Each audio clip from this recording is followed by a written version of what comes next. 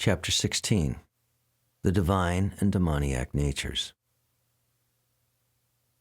Verses 1 through 3.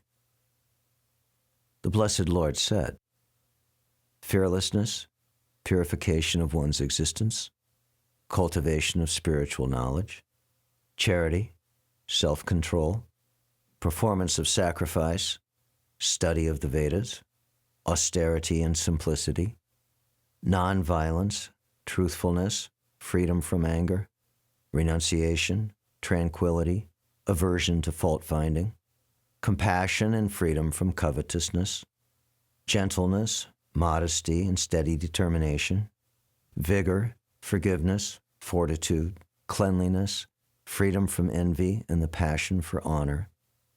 These transcendental qualities, O son of Bharat, belong to the godly men endowed with divine nature.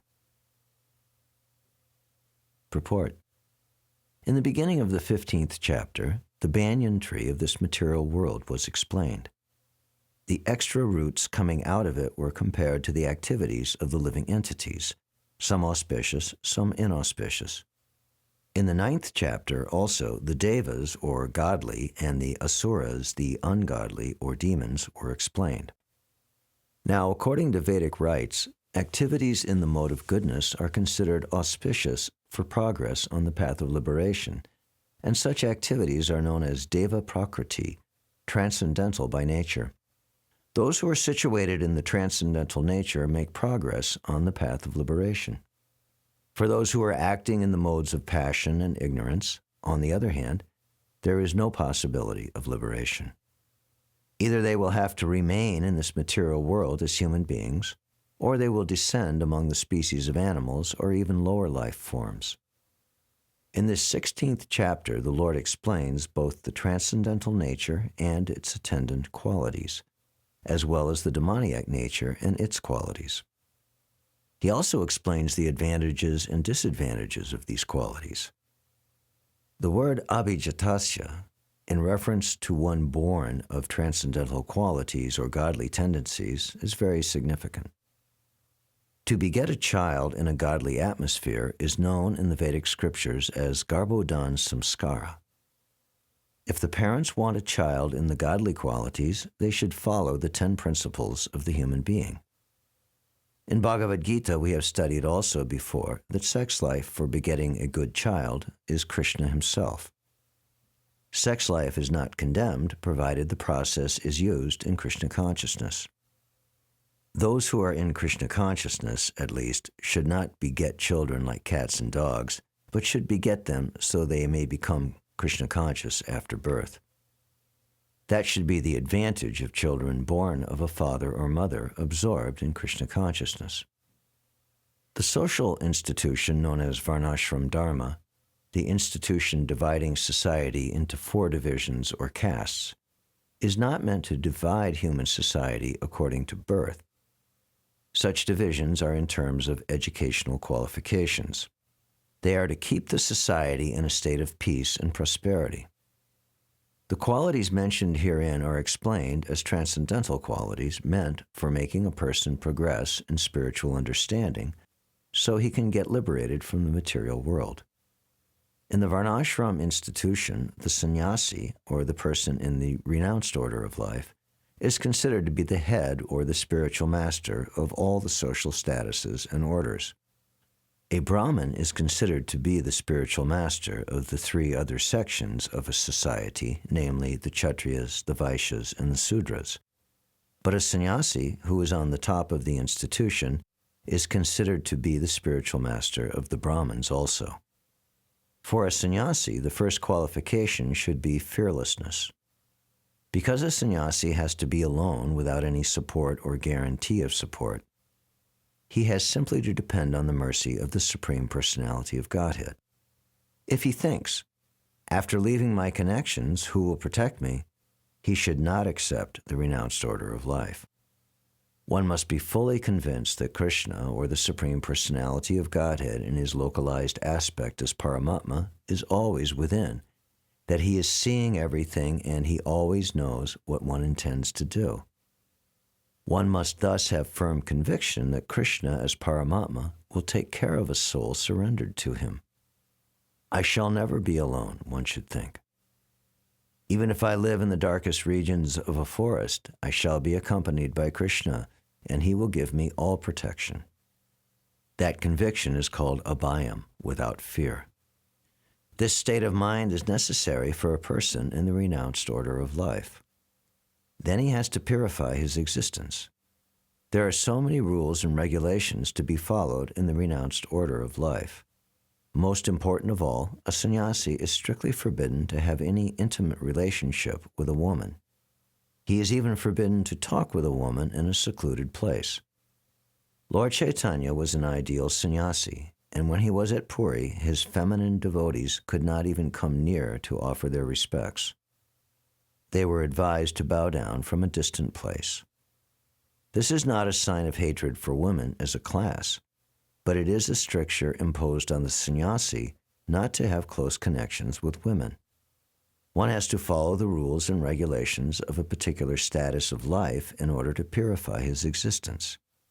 For a sannyasi, intimate relations with women and possessions of wealth for sense gratification are strictly forbidden.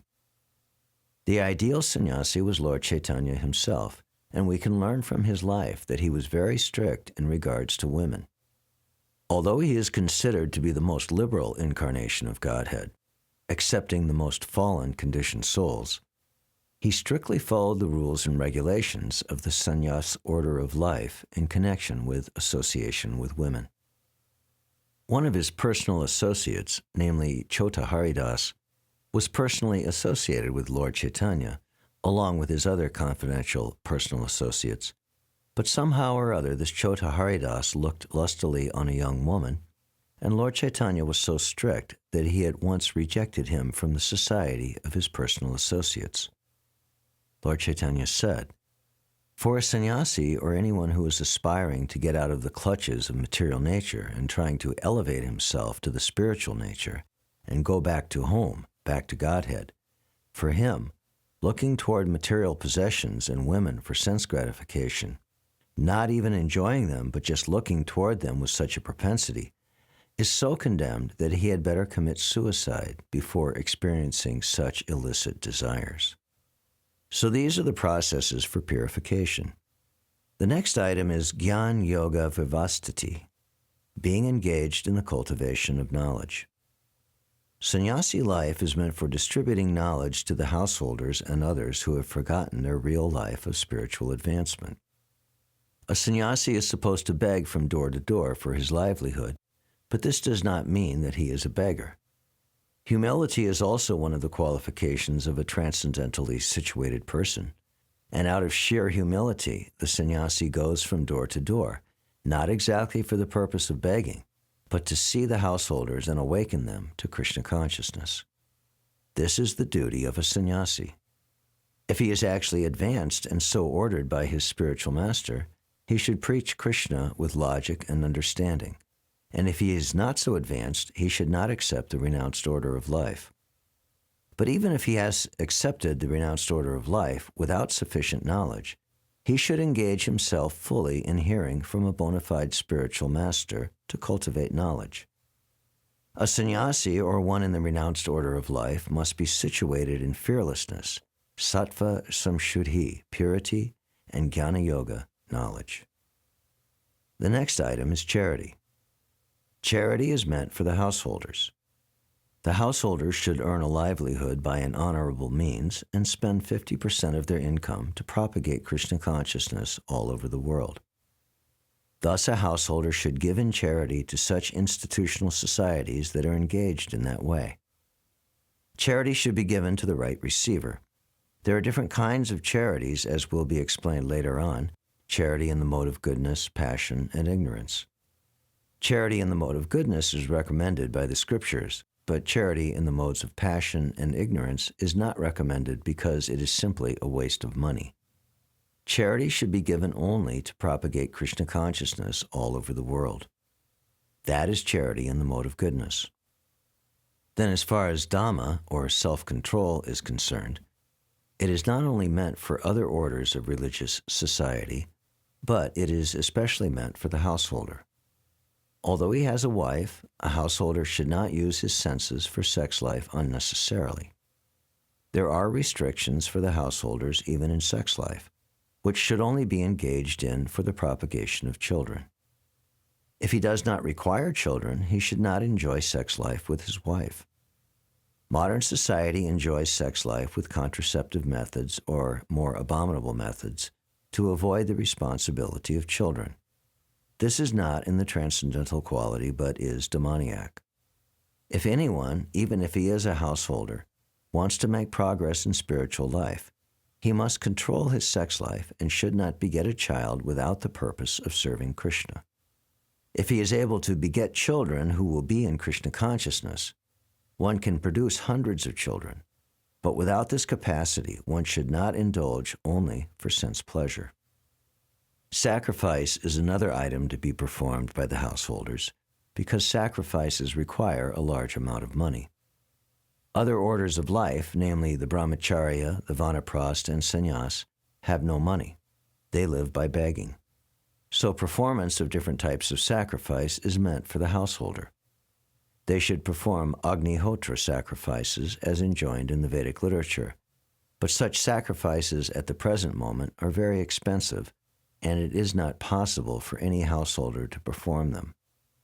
The best sacrifice recommended in this age is called Sankirtan Yajna, the chanting of Hare Krishna, Krishna Krishna, Hare Hare, Hare Rama, Rama Rama, Hare Hare. This is the best and most inexpensive sacrifice. Everyone can adopt it and derive benefit. So these three items, namely charity, sense control, and performance of sacrifice, are meant for the householder. Then Swadhyaya, Vedic study, and Tapas, austerity, and Arjavam, gentleness or simplicity, are meant for the brahmacharya or student life. Brahmacharyas should have no connection with women. They should live a life of celibacy and engage the mind in the study of Vedic literature for cultivation of spiritual knowledge. This is called Swadhyaya. Tapas, or austerity, is especially meant for the retired life. One should not remain a householder throughout his whole life. He must always remember that there are 4 divisions of life: brahmacharya, grihastha, vanaprastha, and sannyas. So after grihastha, householder life, one should retire. If one lives for 100 years, he should spend 25 years in student life, 25 in householder life, 25 in retired life, and 25 in the renounced order of life. These are the regulations of the Vedic religious discipline. A man retired from household life must practice austerities of the body, mind, and tongue. That is tapasya. The entire Varnashram Dharma society is meant for tapasya.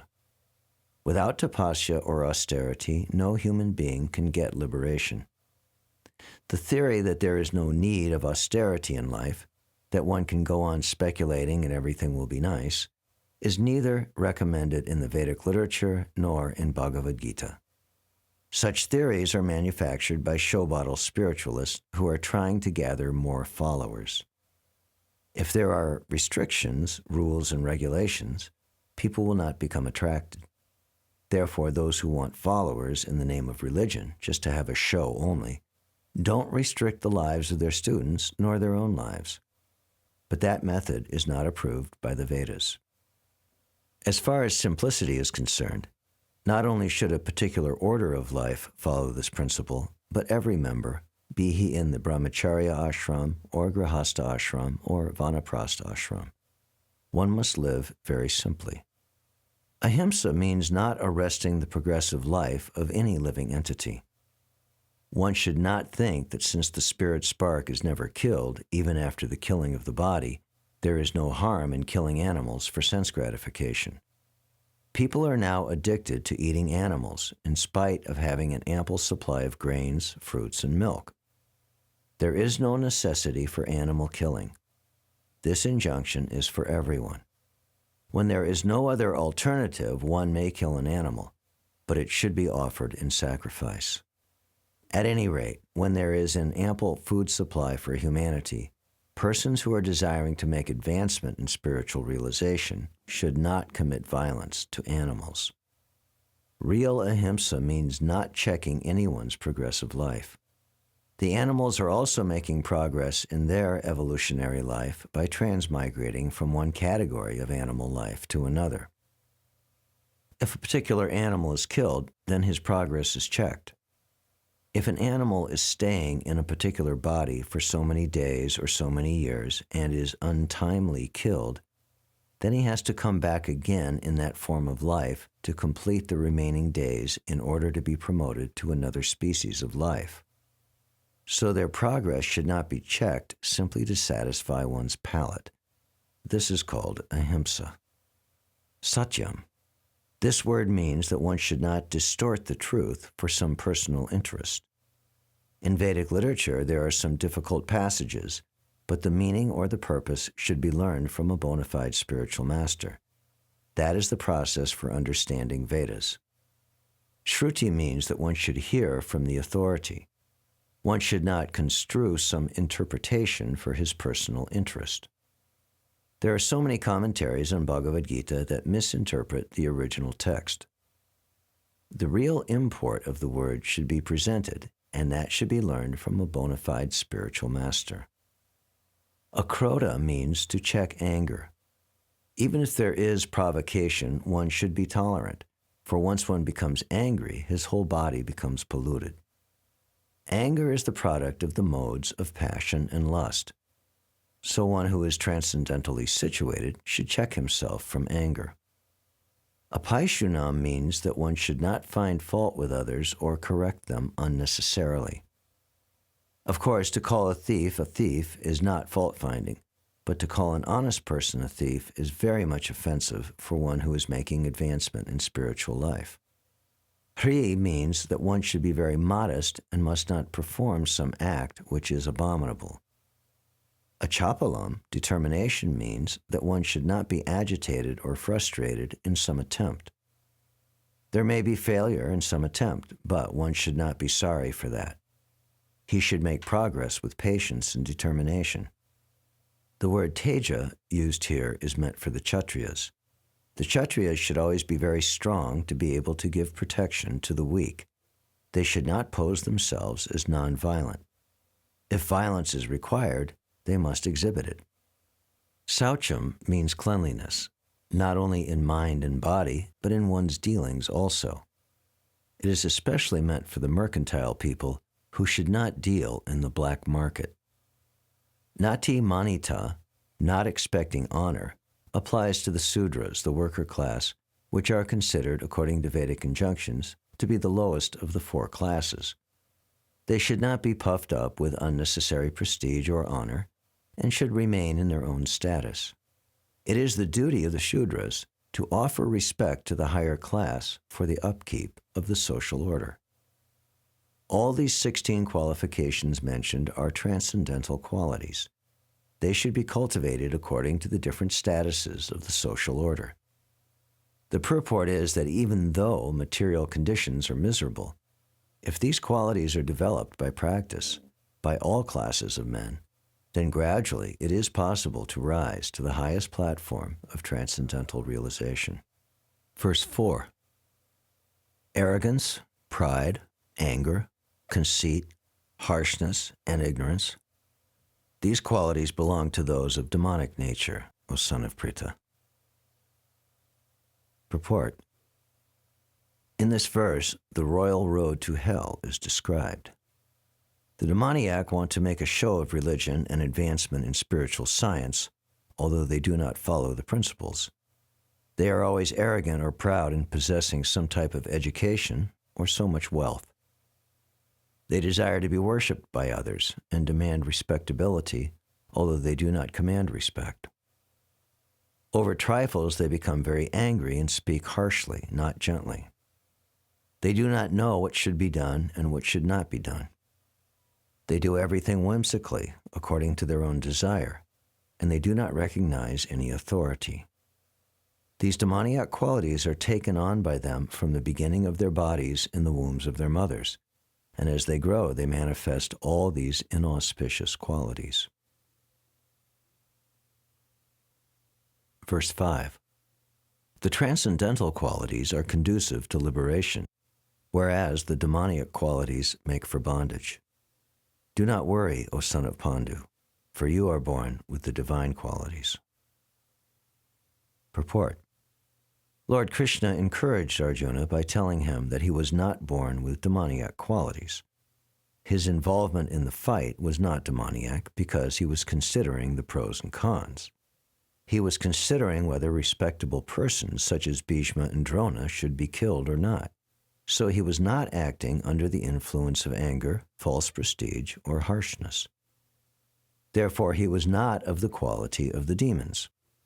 For a Kshatriya, a military man, shooting arrows at the enemy is considered transcendental, and refraining from such a duty is demoniac. Therefore, there was no cause for Arjuna to lament. Anyone who performs the regulated principles of the different orders of life is transcendentally situated.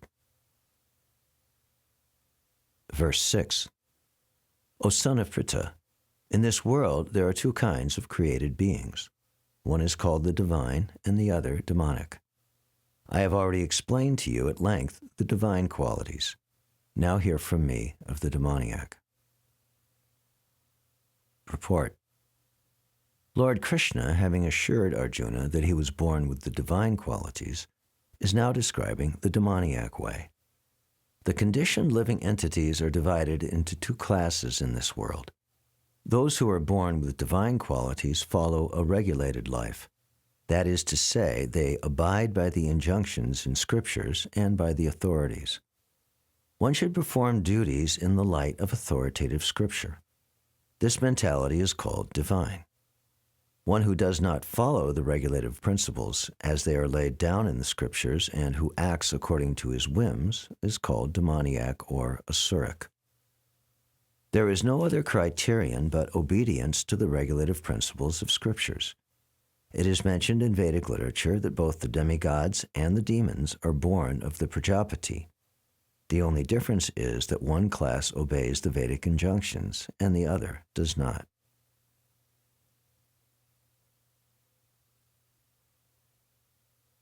Verse 7. Those who are demoniac do not know what is to be done and what is not to be done. Neither cleanliness nor proper behavior nor truth is found in them. Purport.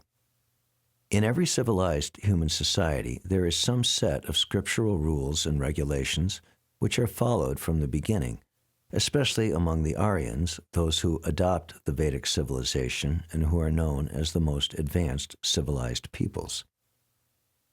Those who do not follow the scriptural injunctions are supposed to be demons. Therefore, it is stated here that the demons do not know the scriptural rules, nor do they have any inclination to follow them. Most of them do not know them, and even if some of them know, they have not the tendency to follow them. They have no faith, nor are they willing to act in terms of the Vedic injunctions. The demons are not clean, either externally or internally. One should always be careful to keep his body clean by bathing, brushing teeth, changing clothes, etc. As far as internal cleanliness is concerned, one should always remember the holy names of God and chant Hare Krishna, Krishna Krishna, Hare Hare, Hare Rama, Rama Rama, Hare Hare. The demons neither like nor follow all these rules for external and internal cleanliness. As for behavior, there are so many rules and regulations guiding human behavior, such as the Manu Samhita, which is the law of the human race.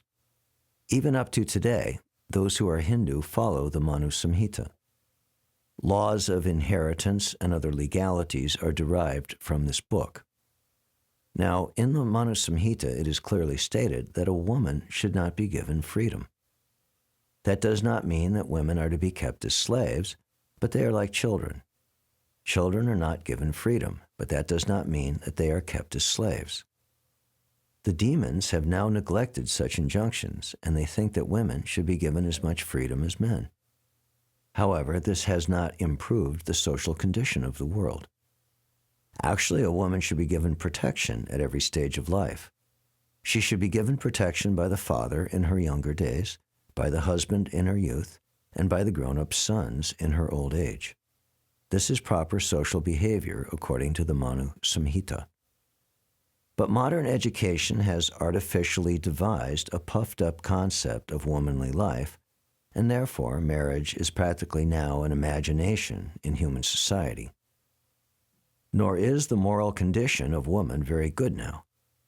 The demons, therefore, do not accept any instruction which is good for society, and because they do not follow the experience of great sages and the rules and regulations laid down by the sages, the social condition of the demoniac people is very miserable.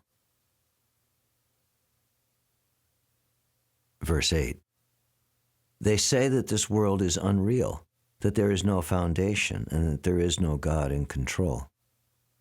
It is produced of sex desire and has no cause other than lust. Purport. The demoniac conclude that the world is phantasmagoria. There is no cause, no effect, no controller, no purpose. Everything is unreal. They say that this cosmic manifestation arises due to chance material actions and reactions. They do not think that the world was created by God for a certain purpose. They have their own theory, that the world has come about in its own way and that there is no reason to believe that there is a God behind it. For them, there is no difference between spirit and matter, and they do not accept the Supreme Spirit. Everything is matter only, and the whole cosmos is supposed to be a mass of ignorance.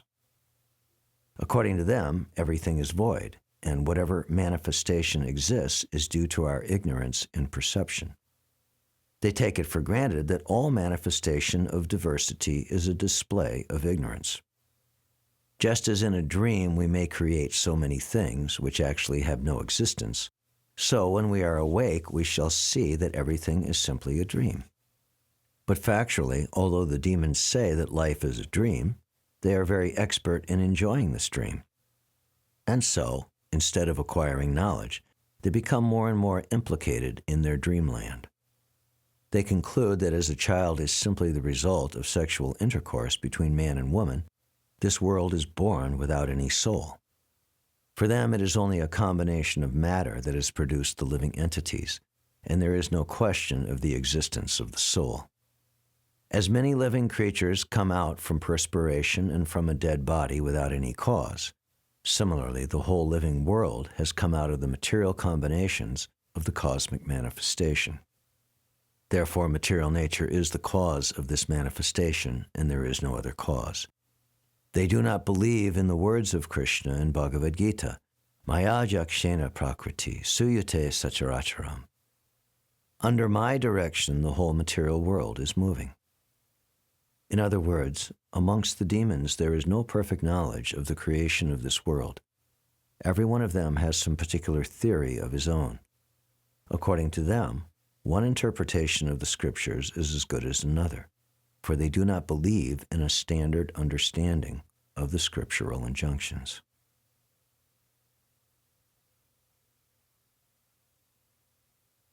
Verse 9. Following such conclusions, the demoniac, who are lost to themselves and who have no intelligence, engage in unbeneficial, horrible works meant to destroy the world. Purport. The demoniac are engaged in activities that will lead the world to destruction. The Lord states here that they are less intelligent. The materialists, who have no concept of God, think that they are advancing, but according to Bhagavad Gita, they are unintelligent and devoid of all sense. They try to enjoy this material world to the utmost limit and therefore always engage in inventing something for sense gratification. Such materialistic inventions are considered to be advancement of human civilization, but the result is that people grow more and more violent and more cruel to animals and cruel to other human beings. They have no idea how to behave toward one another. Animal killing is very prominent amongst demoniac people. Such people are considered the enemies of the world because ultimately they will invent or create something which will bring destruction to all.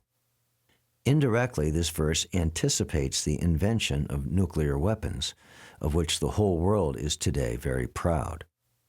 At any moment, war may take place, and these atomic weapons may create havoc. Such things are created solely for the destruction of the world, and this is indicated here. Due to godlessness, such weapons are invented in human society.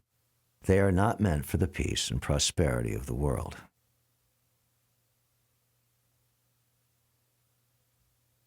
Verse 10.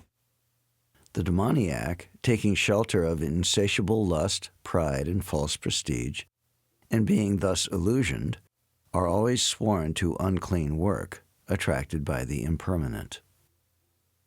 Purport. The demoniac mentality is described here. The demon's lust is never satiated. They will go on increasing and increasing their insatiable desires for material enjoyment. Although they are always full of anxieties on account of accepting non-permanent things, they still continue to engage in such activities out of illusion. They have no knowledge and cannot tell that they are heading the wrong way. Accepting non-permanent things, such demoniac people create their own God, create their own hymns, and chant accordingly. The result is that they become more and more attracted to two things: sex enjoyment and accumulation of material wealth. The word asuchi vrataha, unclean vow, is very significant in this connection. Such demoniac people are only attracted by wine, women, gambling, and meat eating. Those are their asuchi, unclean habits. Induced by pride and false prestige, they create some principles of religion which are not approved by the Vedic injunctions. Although such demoniac people are most abominable in the world, still, by artificial means, the world creates a false honor for them. Although they are gliding toward hell, they consider themselves very much advanced.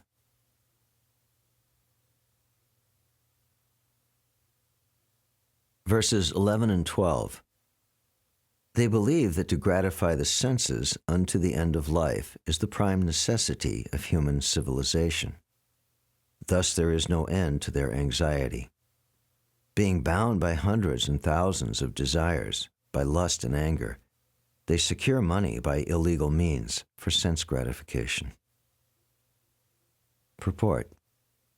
The demoniac accept that the enjoyment of the senses is the ultimate goal of life, and this concept they maintain until death. They do not believe in life after death, and they do not believe that one takes on different types of bodies according to one's karma or activities in this world. Their plans for life are never finished, and they go on preparing plan after plan, all of which are never finished. We have personal experience of a person of such demoniac mentality who, even at the point of death, was requesting the physician to prolong his life for 4 years more because his plans were not yet complete. Such foolish people do not know that a physician cannot prolong life even for a moment. When the notice is there is no consideration of the man's desire. The laws of nature do not allow a second beyond what one is destined to enjoy. The demoniac person who has no faith in God or the supersoul within himself performs all kinds of sinful activities simply for sense gratification. He does not know that there is a witness sitting within his heart. The supersoul is observing the activities of the individual soul. As it is stated in the Vedic literature, the Upanishads, there are two birds sitting in one tree. The one is acting and enjoying or suffering the fruits of the branches, and the other is witnessing. But one who is demoniac has no knowledge of Vedic scripture, nor has he any faith. Therefore, he feels free to do anything for sense enjoyment, regardless of the consequences. Verses 13 through 15.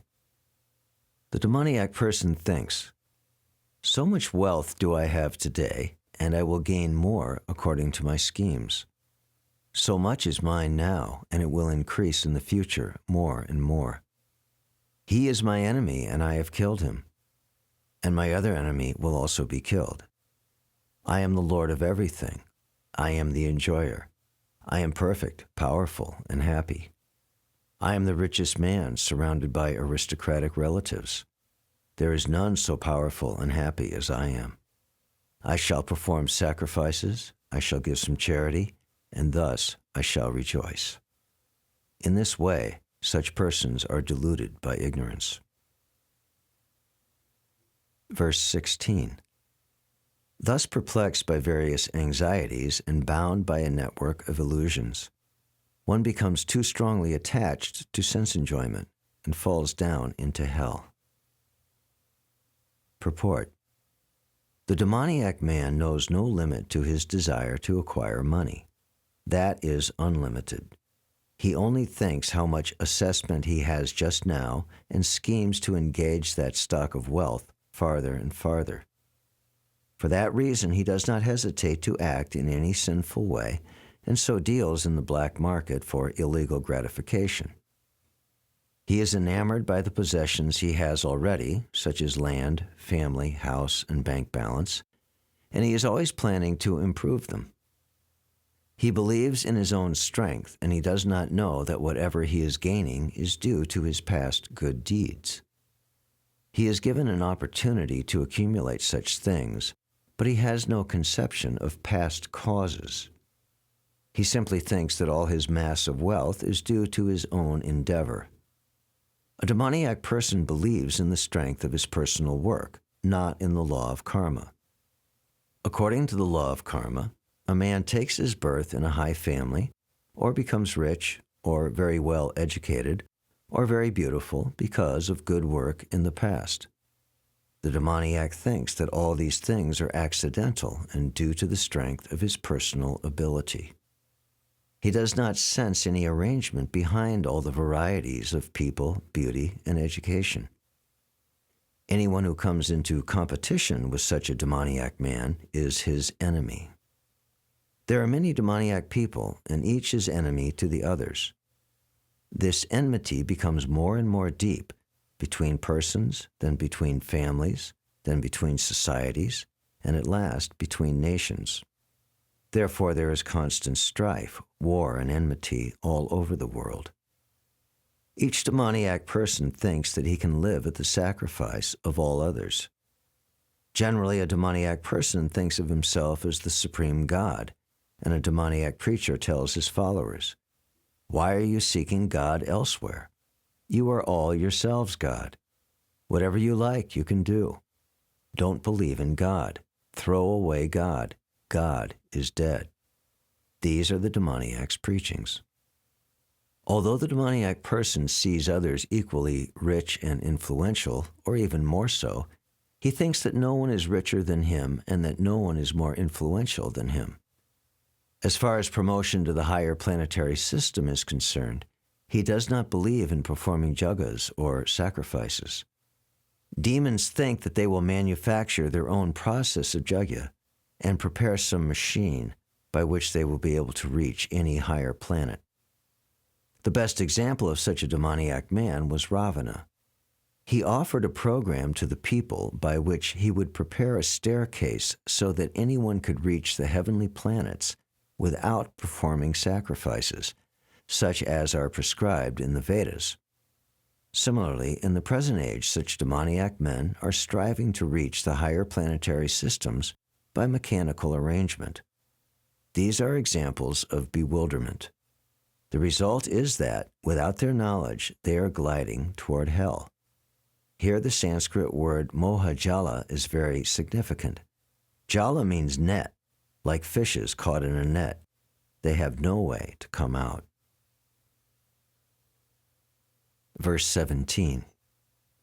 Self-complacent and always impudent, deluded by wealth and false prestige, they sometimes perform sacrifices in name only, without following any rules or regulations. Purport.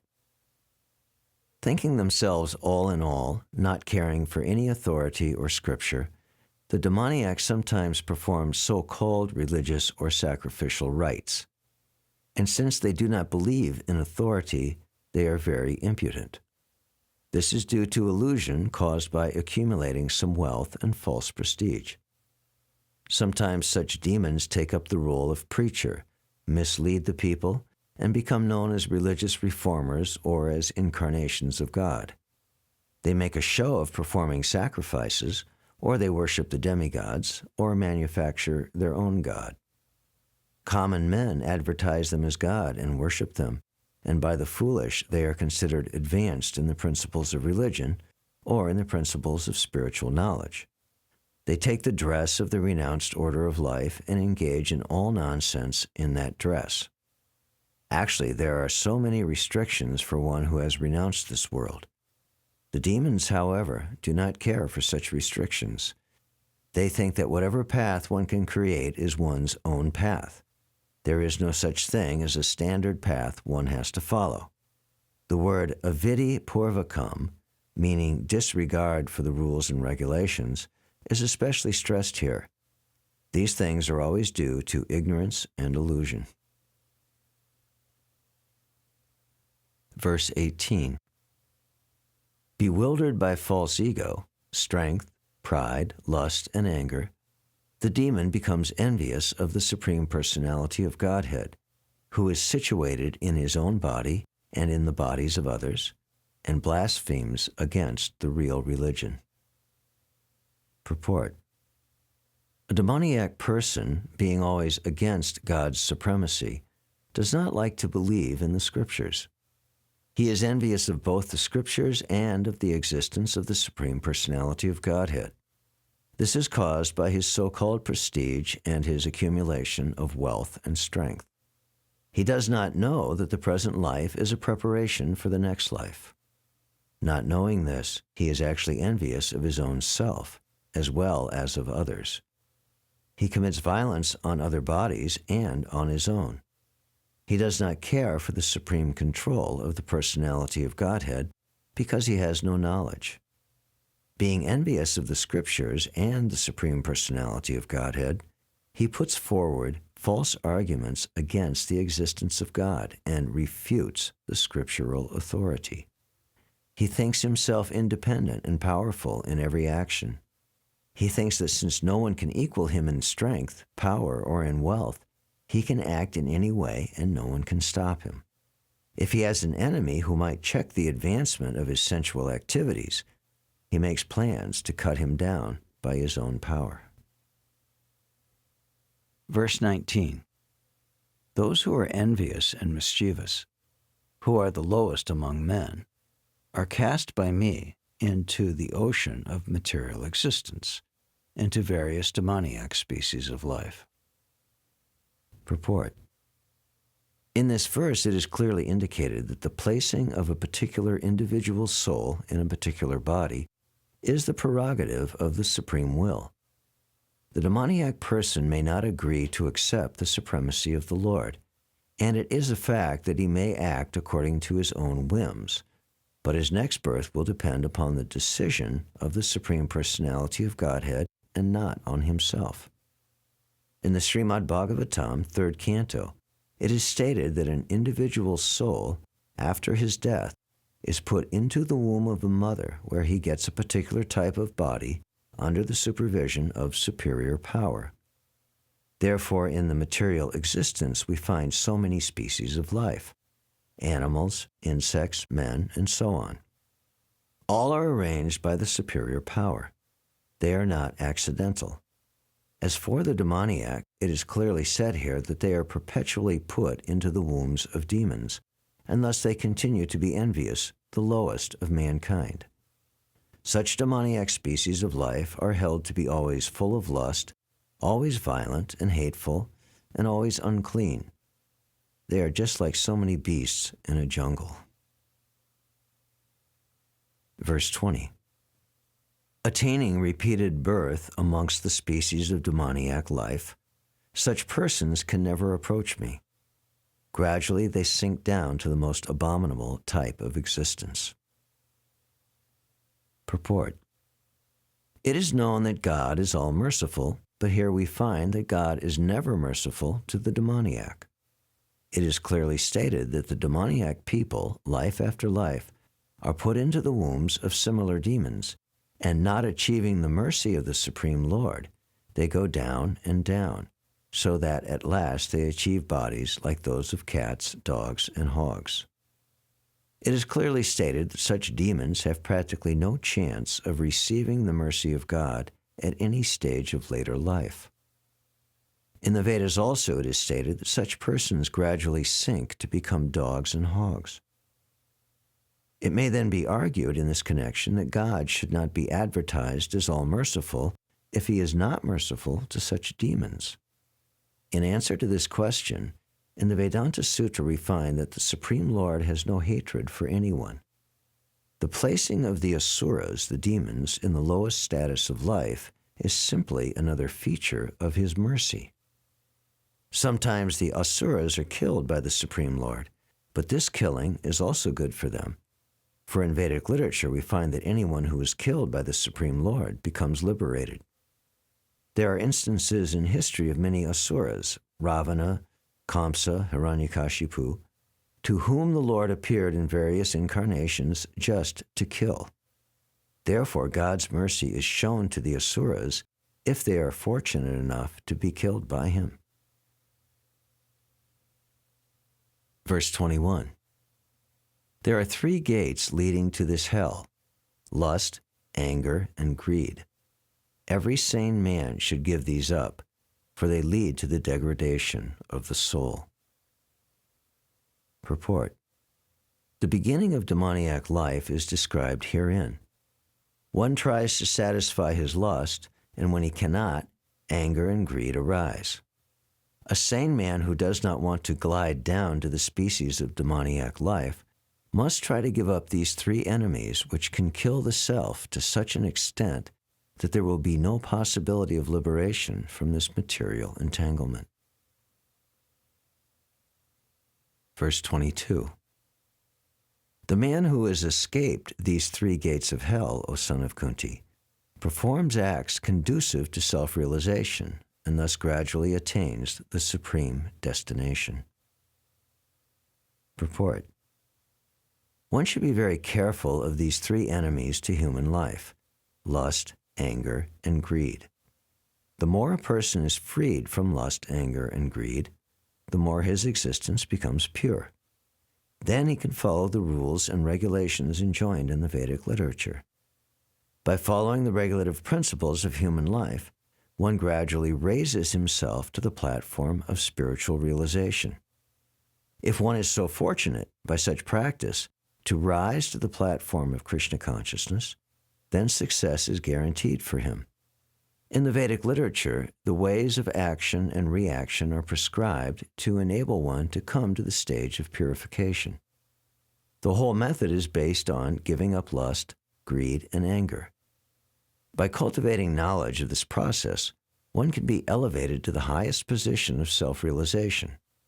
This self-realization is perfected in devotional service. In that devotional service, the liberation of the conditioned soul is guaranteed. Therefore, according to the Vedic system, there are instituted the 4 orders of life and the 4 statuses of life, called the caste system and the spiritual order system. There are different rules and regulations for different castes or divisions of society, and if a person is able to follow them, he will be automatically raised to the highest platform of spiritual realization.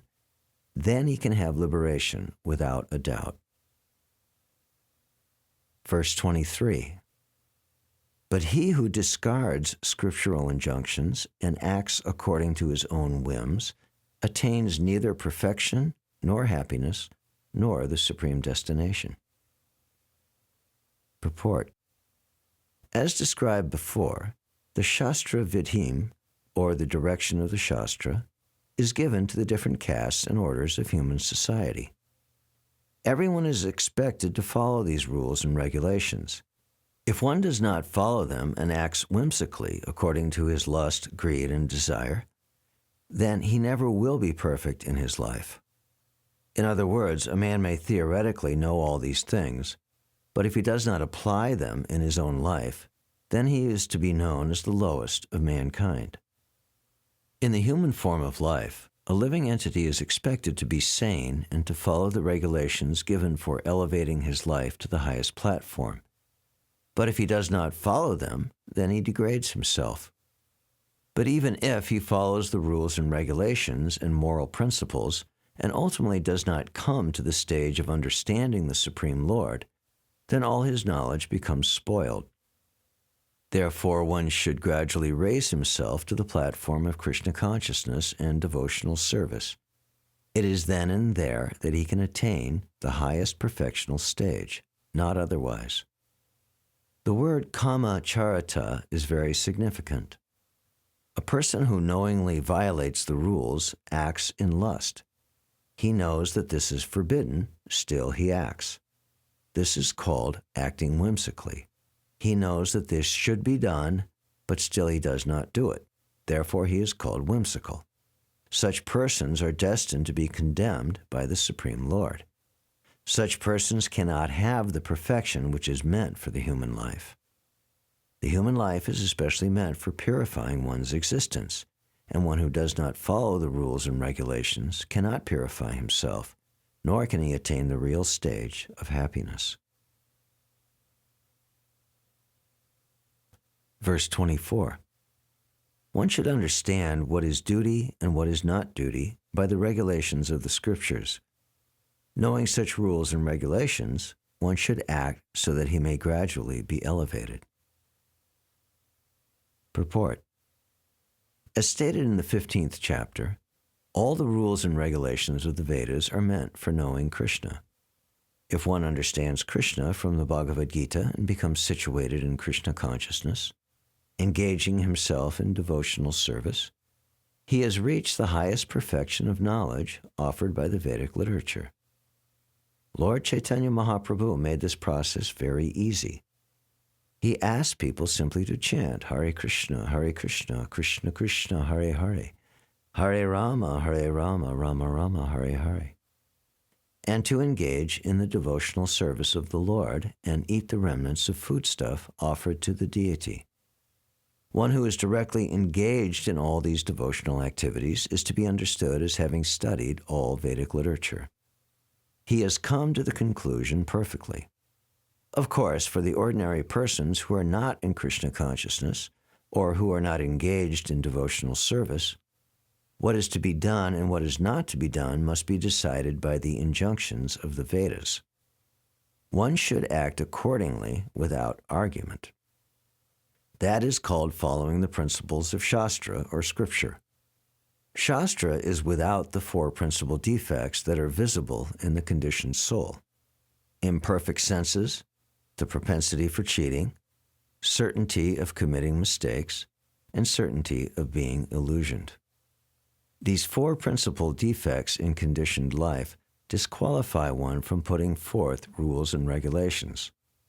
Therefore, the rules and regulations as described in the Shastra, being above these defects, are accepted without alteration by all great saints, acharyas, and great souls.